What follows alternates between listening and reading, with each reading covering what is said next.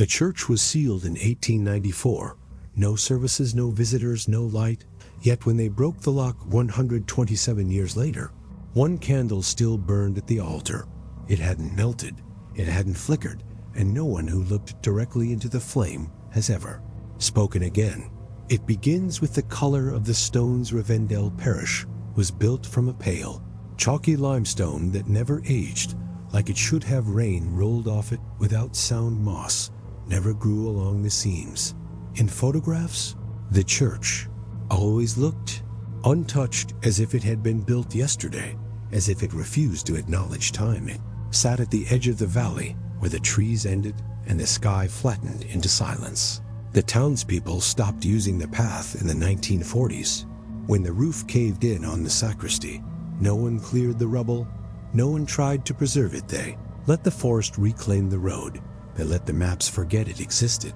But someone locked the doors, and someone, long after the congregation had fled, kept returning to seal it again. The first person to mention Ravendale in the modern records was a surveyor in 1992.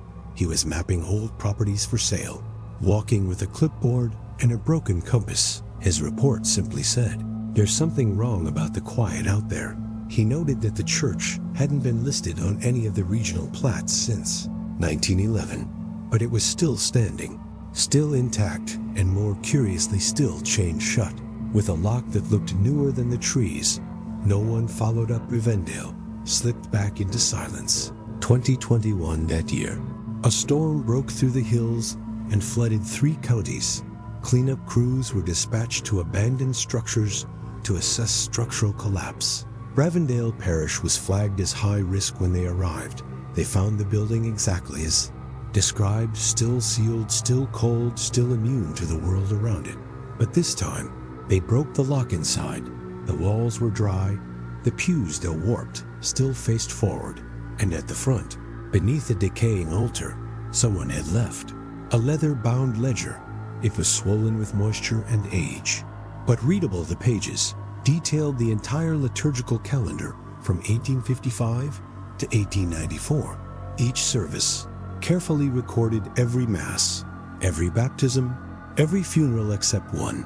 The final entry was written in a different hand, sharper, tighter, and with a faint reddish smear across the bottom corner. April 9th, 1894.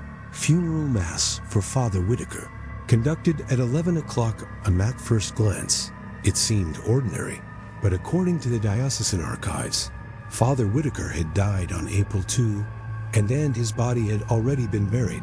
It made no sense. No one performs a funeral a week after burial, especially not when the priest listed as conducting. It was the one being buried. Some believed it was simply a clerical error, an uncorrected mistake, a duplication in grief. But the ink used on that entry wasn't the same as the restand. The signature beneath it wasn't Whitaker's. It was illegible, angular, a shape more than a name. Investigators reached out to the diocese. Their response was brief.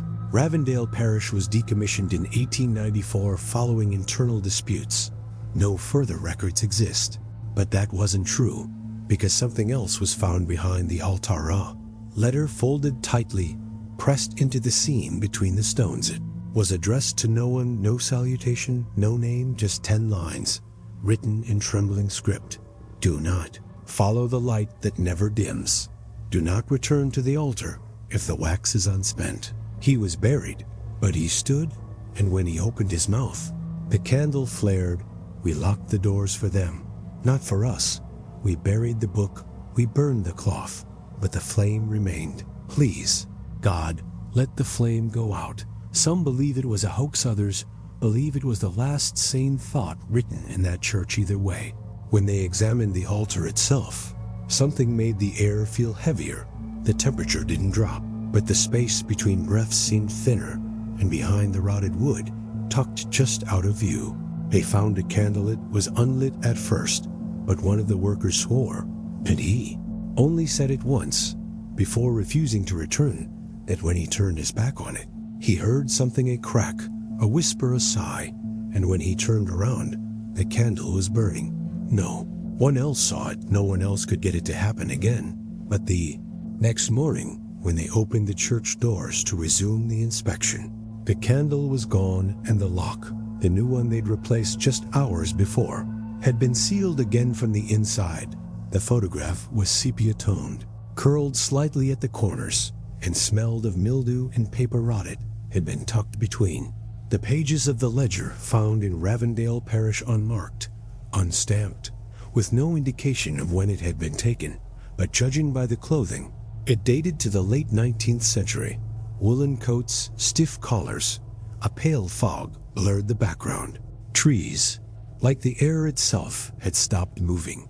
They were standing just outside the church's front steps, 23 people, 11 women, 10 men, 1 child, who looked like he hadn't wanted to be there at all.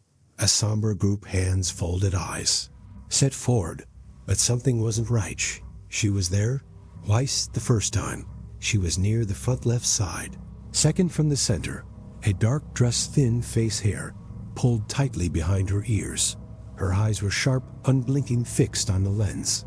And then again, 3 rows behind her, same dress, same posture, same expression, looking forward, looking directly at the camera. It wasn't a trick of light.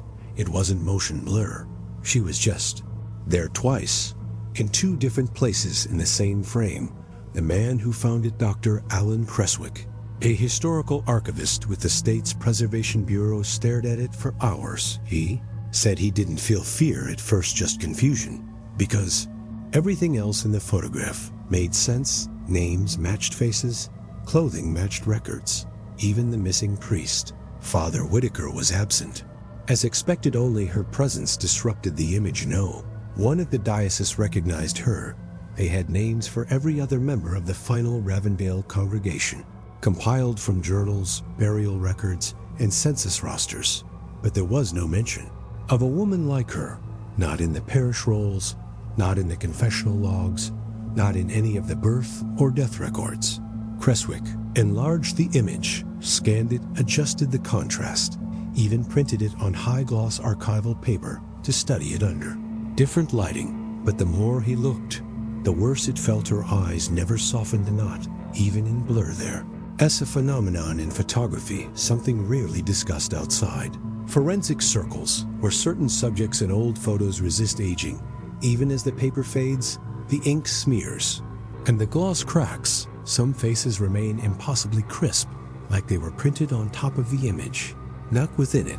This was one of those when Creswick viewed the photo through polarized light. Something else emerged, a faint imprint barely visible above her second figure's head. 5 letters, Moret. He thought it was a misprint, a photographer's label, a lens flare misread by the scanner. He flipped the image upside down. The same letters appeared faintly above her first head. Moret, this time, mirrored. No one at the diocesan archive knew the name. There were no saints by that name, no parishioners, no martyrs, no registered laywomen. Started to dream about hair. The dreams. She never moved. She just stood wherever he was, quietly watching, in corners and doorways, sometimes behind glass, as if she was still in the photograph, and he had walked into it 2 weeks later. Dr. Creswick stopped coming to work. His last logged action in the Preservation Bureau system was an email sent at 3:12 a.m. There's a third one. She's in the mirror behind the child. I didn't see it before. She's not standing this time. She's crouching. I'm not sleeping tonight. He never responded to follow-ups when a colleague visited his home. They found the photo torn into 3 vertical strips, all of them precisely sliced through her face. The rest of the image was intact. Police noted no signs of break-in, no struggle, no trace of Creswick himself, just an overturned chair and a candle half burnt, still warm. The photo was eventually restored and cataloged, digitally archived, carefully stored in a climate-controlled case. But something's changed in it, because now, when archivists view the high-resolution scan, she's not just looking forward. She's smiling. The sun was sharp that morning, harsh. Dry light pouring through the canopy like angled knives of gold dust, moved in slow spirals through the stillness. The trees surrounding Ravendale Parish swayed slightly in the breeze. But inside, the church, inside the stone, The air was dead 3. Men crossed the threshold at 10:14 a.m. No prayers, no hesitation, just the slow, deliberate sound of boots against old floorboards. One carried a clipboard, another, a portable light. The third held nothing at all. His hands stayed in his pockets the entire time. They were structural investigators, hired by the county's emergency response team to catalog hazard levels before demolition. None of them knew about the history. They hadn't read the ledger. They hadn't seen the photograph. They were only there to check for black mold and timber rot, but something wasn't right. The first thing they noticed was the silence. Not the silence of old places. There were no creeks, no dripping water, no distant wildlife. Just a flat, heavy stillness that made it feel like they'd walked into something sealed. The second thing they noticed was the light, or the lack of it, because despite the wide open doors, the strong midday sun, and the high, broken windows, the back of the nave remained dark, as if the light refused to touch it. One of them turned on his flashlight. The beam disappeared in the air. It was then that they saw the candle. It was placed in the center of the chancel steps, not in a holder, not on an altar, just resting on the stone. Upright, still perfect, and it was burning, but there was no smoke.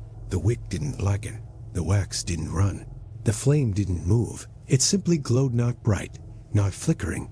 Just there, one of the men, his name was Eric Lamont, a structural engineer with 14 years' experience, approached. I said later, he wasn't afraid, just curious. He crouched, slowly, and reached his hand out to feel the heat.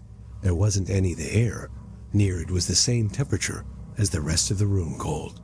Unmoving, he described the sensation as standing beside an electric bulb that wasn't plugged in. It looked like flame, but it behaved like memory.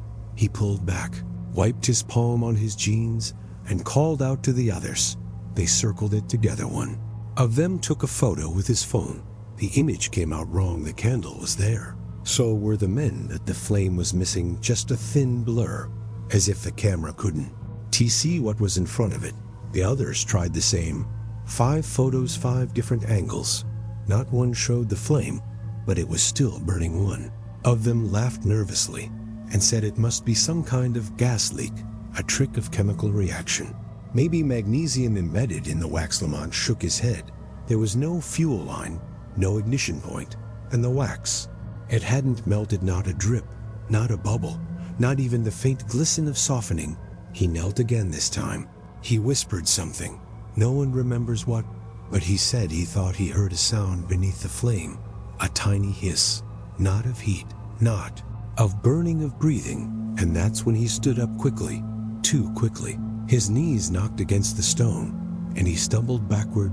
The clipboard fell, papers scattered, but the candle never moved, no flicker, no shift. One of the men tried to blow it out. He leaned forward, puffed gently and harder. Nothing, no effect. The flame didn't bend, didn't shrink, just remained as if it didn't need air, as if it wasn't in the air at all. They gathered their things and left. Not long after, none of them wrote anything in their reports about the candle. The official documents cite wood instability and foundation sag. The photographic evidence submitted to the county omits the shot where the candle should be. Only the floor is visible, a faint stain, like oil. But Lamont didn't forget. 2 weeks later, he filed a separate statement privately, quietly. He said that every night since returning from Ravendale, he dreamt of the candle, not the flame. The wax, he said he saw it growing, rising higher. That in the dream, it wasn't burning down, it was being built back up each night. A little taller. He stopped writing after that. But 2 months later, during an unrelated inspection at a collapsed church in Fairfield County, a firefighter reported seeing a single object resting upright in the Asha candle, white unlit, warm to the touch. They didn't bring it back, and Lamont never answered his phone again. The confessional sat near the eastern wall of the nave, half collapsed under the weight of a rotted beam. Its frame had twisted inward, like the wood itself had recoiled from whatever had once been spoken. Inside, mildew curled along the graying dust, hung in long, undisturbed strands, and something about the angles, how the panels no longer lined up, made it feel smaller on the inside than it should have been. It had no door, only a draped curtain torn through the center. The man who found it, Simon Harrow, an acoustics technician assisting on structural resonance testing, entered the space alone, deep in recording reverb patterns across the sanctuary, placing a series of small microphones to capture what the building still remembered. He wasn't supposed to go near the confessional. The area was marked as unstable, but he said it was quiet there. Too quiet, he wanted to test how silence moved, so he stepped behind the curtain and paused, because someone had scratched something into the inside wall, dozens of lines, all carved into the wood, not with a knife, not neatly, but with something blunt each.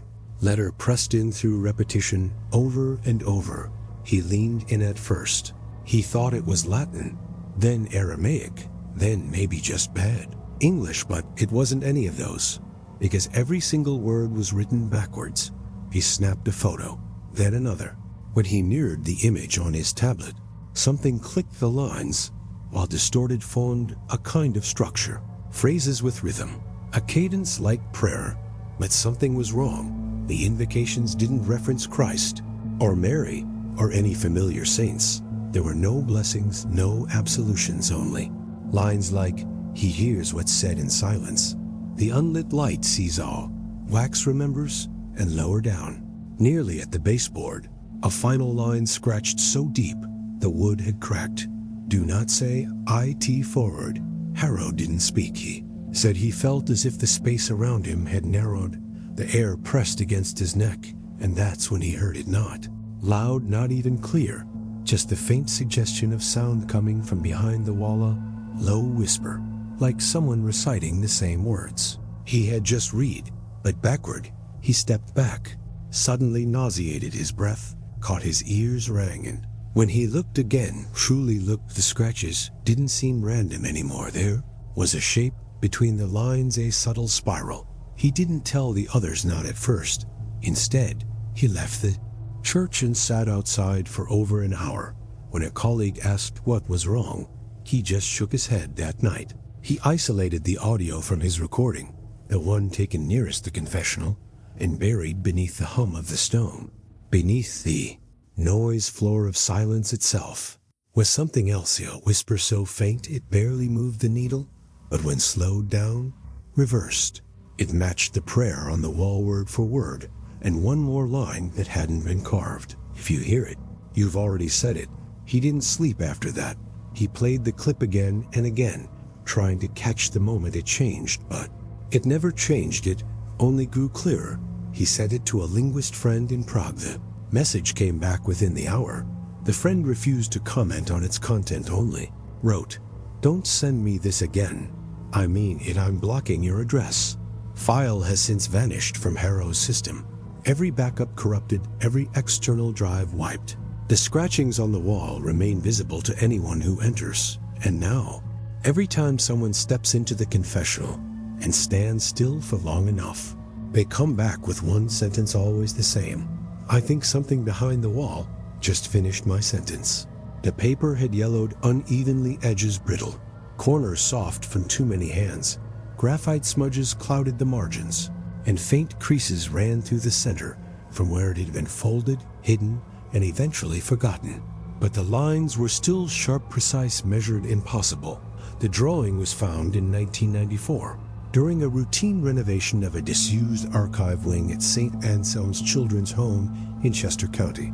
A small wooden chest tucked inside a crumbling supply closet, no lock, no label inside, were dozens of sheets, crayons, charcoal, pencils, worn down to the Woodhall sign. In the same hand, Marcus F., age 9. They almost threw it out until one of the workers noticed the pattern nearly. Every drawing showed the same structure, a church, but not just a child's impression. Blueprints, stop-down layouts, cross sections of a central nave with curved pew alignments, noted measurements in inches and feet, pipe locations, door swing arcs, light penetration notations. One sketch, slightly darker, more deliberate, had a red wax circle drawn at the altar and a handwritten note across the bottom in careful, blocky lettering. "Don't let the wax touch."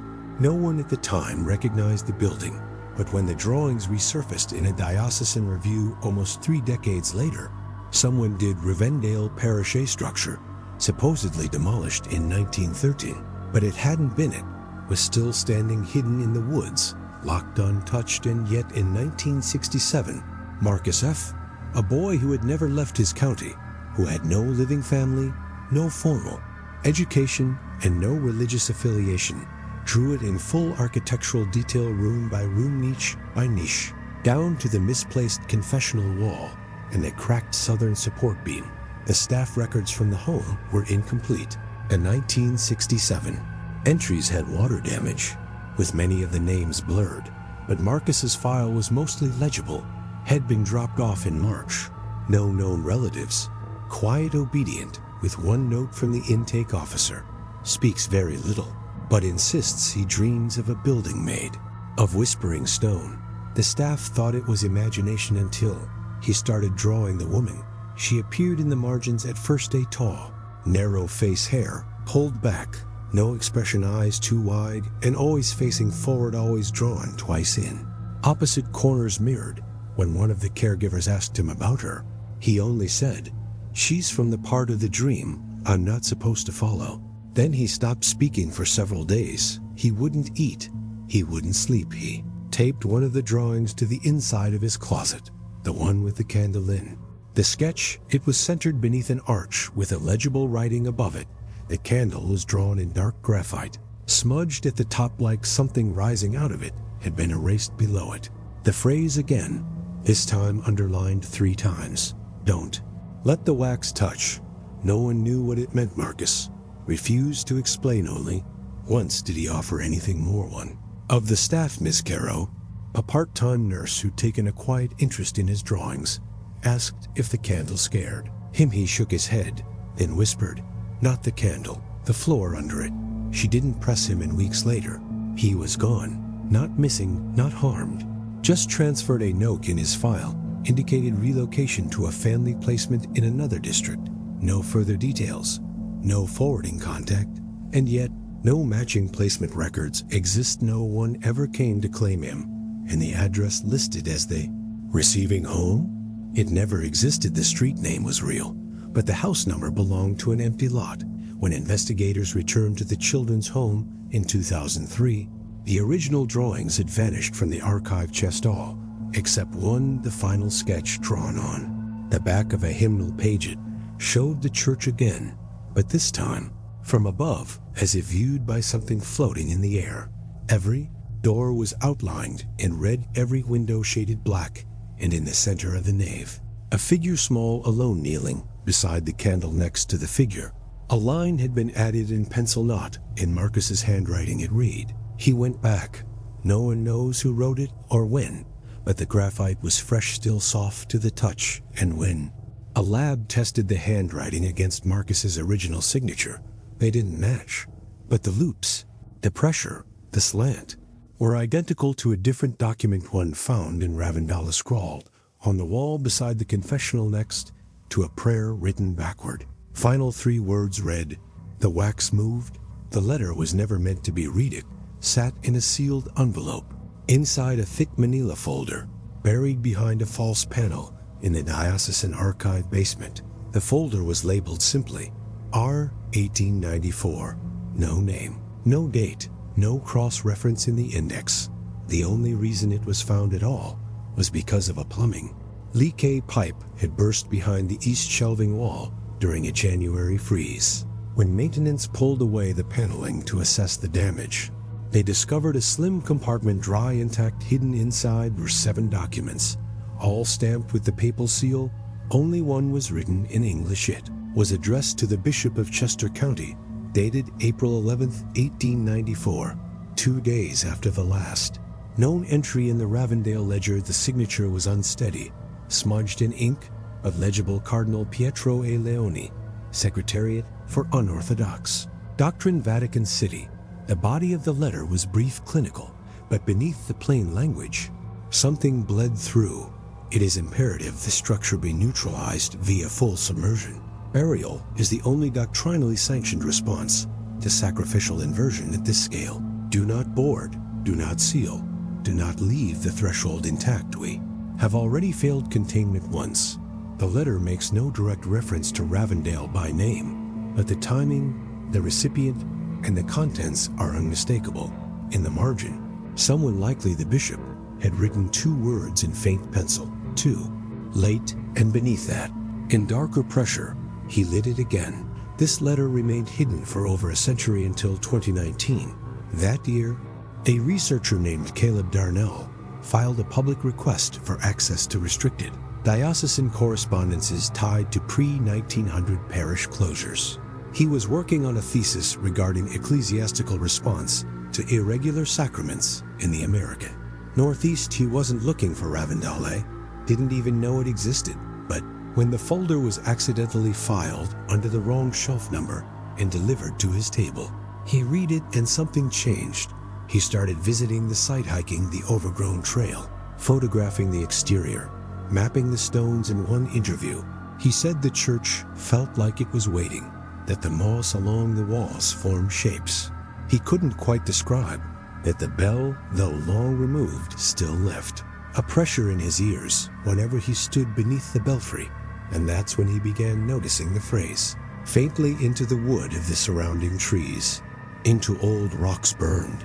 Once, into a piece of driftwood someone had nailed near the path, always the same, bury IT, not board IT. At first, he assumed it was a local superstition, a warning left by preservationists. No one else had seen it, and when he tried to photograph the markings, it wouldn't appear only the wood, only the stone, only the quiet, undisturbed bark, but he swore they were there. He documented each appearance, location, time of day, relative humidity. He even carved the phrase himself, once into a fallen branch. Just to test it 2 days later, the phrase appeared again, this time inside his apartment, carved into the paint on the bathroom mirror. He stopped logging after that, but the letter stayed with him.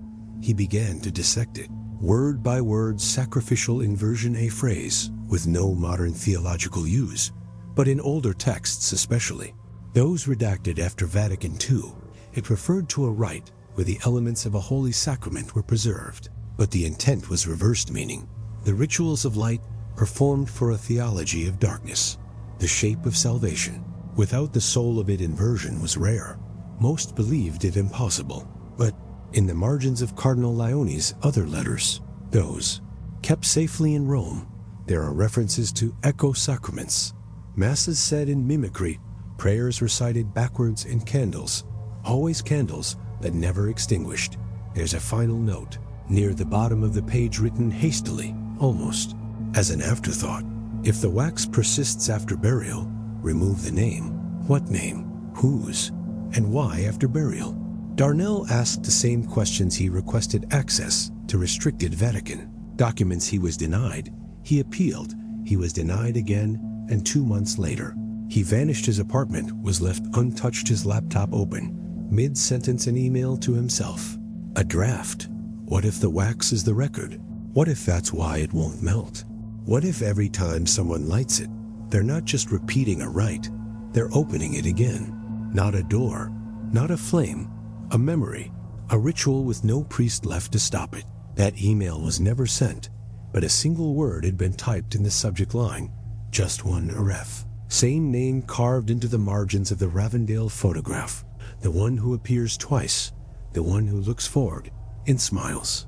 The smoke was so thick it turned at daylight. Red whole sections of the forest moved like they were alive, writhing in heat, swallowing trees whole before the branches could fall. By the time the first helicopters were in the air, the fire had already breached 3 separate ridgelines and swallowed an entire access road. It was July 3rd, 1981. The blaze would go on to consume over 43 square miles of Chester, county fields, barns, entire groves of oak and sycamore. The fire report classified the ignition point as lightning, but multiple witnesses swore there was no storm, no thunder, no wind, just a sudden glow behind the hills and a column of smoke that rose without warning. One survivor described it as watching the sun rise sideways. Most of the fire crews were rerouted toward residential corridors, but a few smaller teams, volunteers, and unlisted station reserves were sent deeper into the woods. toward a cluster of ancient stone ruins marked only on older, outdated maps. Most didn't realize what they were headed toward. Ravendale, forgotten parish, in the heart of the fire. One of those crews station 9 out of Fairgrove reached the outer edge of the chapel grounds by 2:17 p.m. Everything around them was ash trees reduced to columns of smoke, the dirt scorched to charcoal, but the chapelet was untouched, unscorched, every stone in place, every beam unburnt, and from within, light, warm, flickering, not firelight, candlelight. The crew, Captain Marcus Bell, documented it later in a handwritten statement, said it was the strangest thing he'd ever seen. The flames had formed a ring, the perfect circle, if they'd curved around the structure, as if they'd obeyed something. And that's when he noticed the ground, the line, about 15 feet from the chapel's outer wall. The ash stopped. It wasn't a gradient, it was a border, one step over it, and the grass was still green, alive, wet. The men approached with caution. Bell raised his radio, but it went dead, just static, no signal, even though, on paper, the frequency tower was still in range. They continued forward, and when they reached the threshold, Bell said the temperature changed instantly. The air cooled, not like stepping into shade, like walking into a memory. And the silence, the fire should have been roaring behind them, but once they crossed the threshold, it stopped completely. No crackle, no smoke, no wind, only the faint sound of something soft repeating, a whisper too low to make out, coming from inside the church. Bell opened the door. Hinges didn't creak. They yielded like they had been waiting. The nave was empty, stone pews crumbling, iconography, and one candle still burning at the front of the altar. Single flame, small, bright, no heat, just like the reports from 2021. Only this time, it wasn't alone, because when Bell looked up toward the far end of the sanctuary, near the rear apse, he saw another light, then another, and another. 12 in total, perfectly spaced, hovering, flickering, with no source. And behind them, the outline of something standing still. He blinked, and it was gone. He didn't mention it in the report, not. But years later, in a private interview, he admitted he'd seen her, the woman, the one from the photo, tall, still facing forward. He said she didn't move, but that she was watching something behind him when he turned. There was nothing. The crew stayed just long enough to verify the chapel's condition. No structural threat, no fire damage. But when they left, when they crossed back beyond the circle, they turned to look one last time, and the chapel was dark.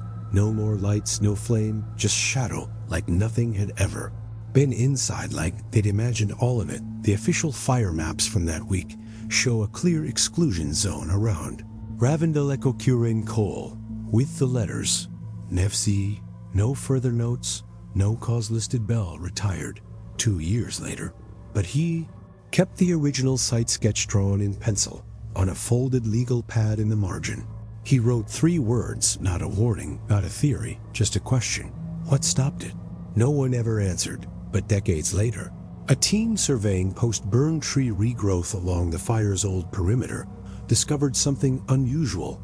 One of the surviving sycamores bore a mark barely visible beneath new bark, a circle within it. A faint carving, a phrase, not charred, not burnt, etched. It lit itself. The survey team logged it, took a photo, and left it alone. But when they returned 6 weeks later, the tree had split right down the center, and the bark where the words had been, gone completely. Peeled away, no rot, no insects, just missing, as if something had reclaimed the message before it could be read again. Photographs showed her seated near a narrow window, light diffused behind gauze curtains, her hands folded, head tilted, a rosary curled loosely around one wrist. She looked peaceful, but not at ease. Her name was Sister Anisit An, according to church records. She had died in 1959, but there she was alive, interviewed in 1984 at a Benedictine retreat house in southern Pennsylvania, 78 years old, blind since birth, the last living witness to what happened at Ravendale's final service. No one had spoken to her about it before. No one thought there were any survivors. She hadn't been listed in the diocesan evacuation notes. Her name appeared only once at the bottom of a faded attendance record from April 7th. 1894, a child novice too, young to be allowed at the altar, but present for what she called the mass that bent the veil. The interview was recorded over 2 evenings. She spoke slowly, clearly, never asking for clarification, and never pausing to correct herself. It was as if she were reading from memory line by line. The first thing she said was that there had been no announcement, no invitation, just the bell tolling, not on the hour, not by rope, just ringing. All the sisters had gathered. She said they moved as if summoned, quiet, obedient, but not afraid, not yet. The priest, Father Eliah, was already at the front, standing behind the altar, a candle in front of him. She remembers the sound of the flame catching, not a match, not a lighter, just a sound like breath across a field of dry grass, and then silence. He didn't speak, not to them. He turned to the candle and whispered something. She said it didn't sound like Latin or English or anything more, like pressing something through the air. Like speech wasn't the point, only the direction. He whispered, and the candle listened, and something changed in the room. The stone got heavier, the light dimmed, even though the sun hadn't moved, and all the sisters stopped. She said she felt their bodies lock, still breathing, but unable to move, unable to blink, as if something had spoken back.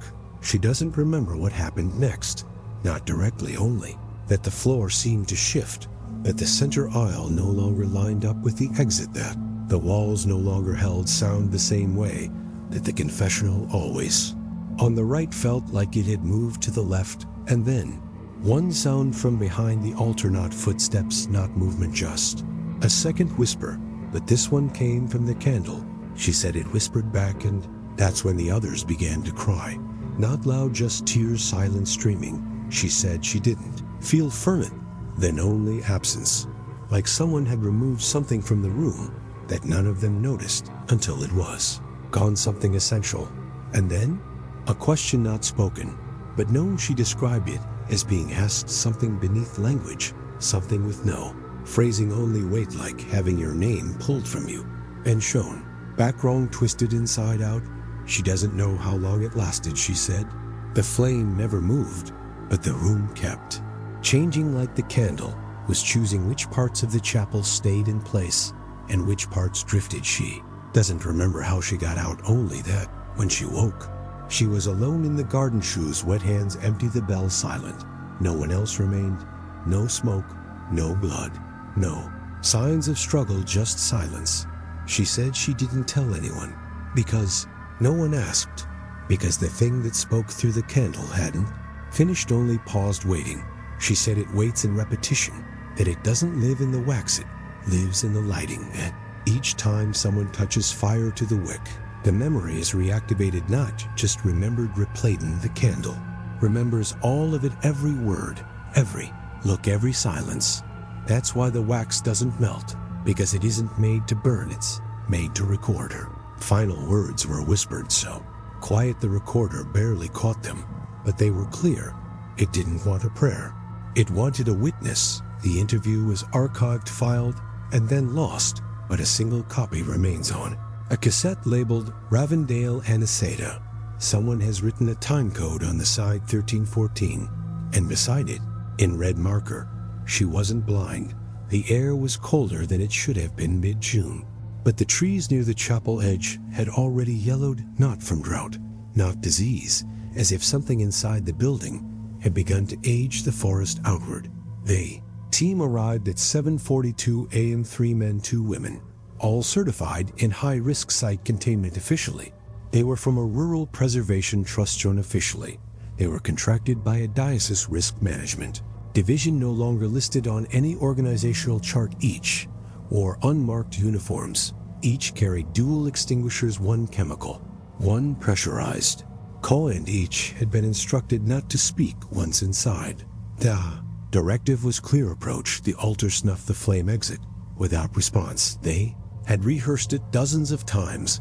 They never made it past the first 30 seconds because the flame didn't react. No flicker, no flare, just stillness. Even when the first extinguisher was discharged, point blank, nothing, not even vapor. Agent hissed against the altar stone, but the flame didn't emit, didn't move it, just watched. That's how one of them would later describe it, not burning. Observing the second member, Wells attempted a more direct method, held a small iron snuffer hand forged blessed, lowered it slowly over the flame. Room shifted, no light changed, but something in the geometry.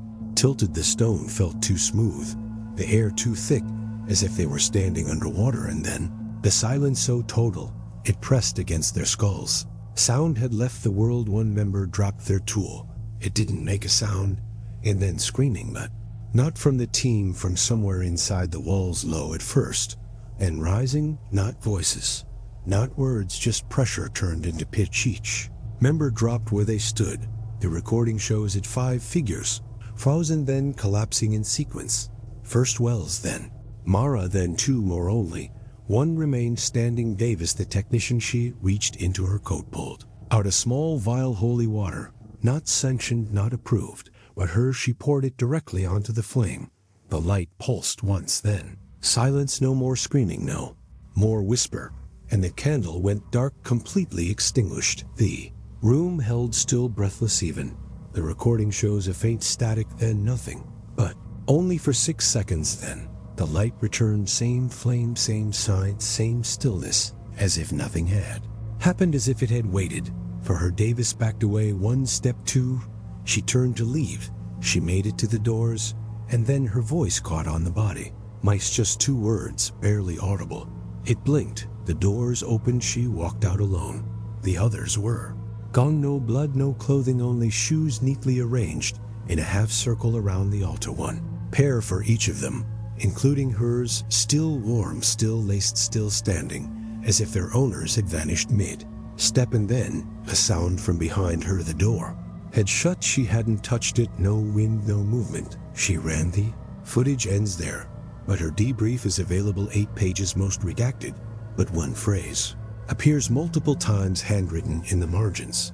Non-reactive sacrament, underlined, then circled, then struck through. She was discharged 6 weeks later.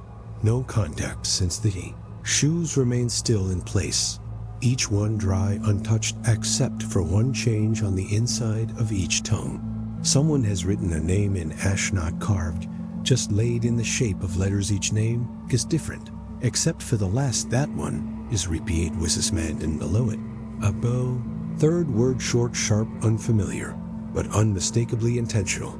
Again, the fence is newer than the church. Steel posts, barbed wire, hand-painted signs, bolted every 15 feet. No trespassing, no entry, no exceptions, but the grass beyond it stays low, not from maintenance, from something else. It doesn't grow, not past a certain line, exactly 100 feet from the chapel doors, as if whatever lives at the center of Ravendale is still breathing outward. In July of 2023, a research assistant named Lyle Devon recorded an experiment. He never entered the fence.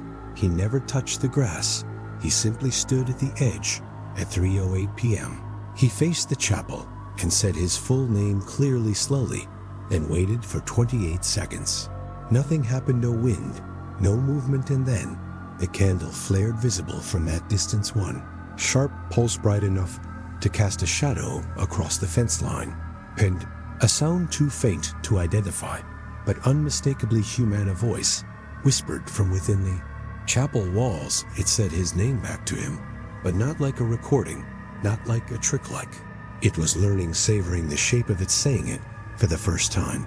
And then it added something, a syllable, not his name, but something else, a suffix like a title or an ownership. He didn't write down what it said, not exactly, but in the margin of his field notes, under the audio waveform, he circled a single word, claimed that night he didn't sleep. Neighbors said they saw him outside his rental cabin around 2 a.m. pacing, mouthing something to himself over and over.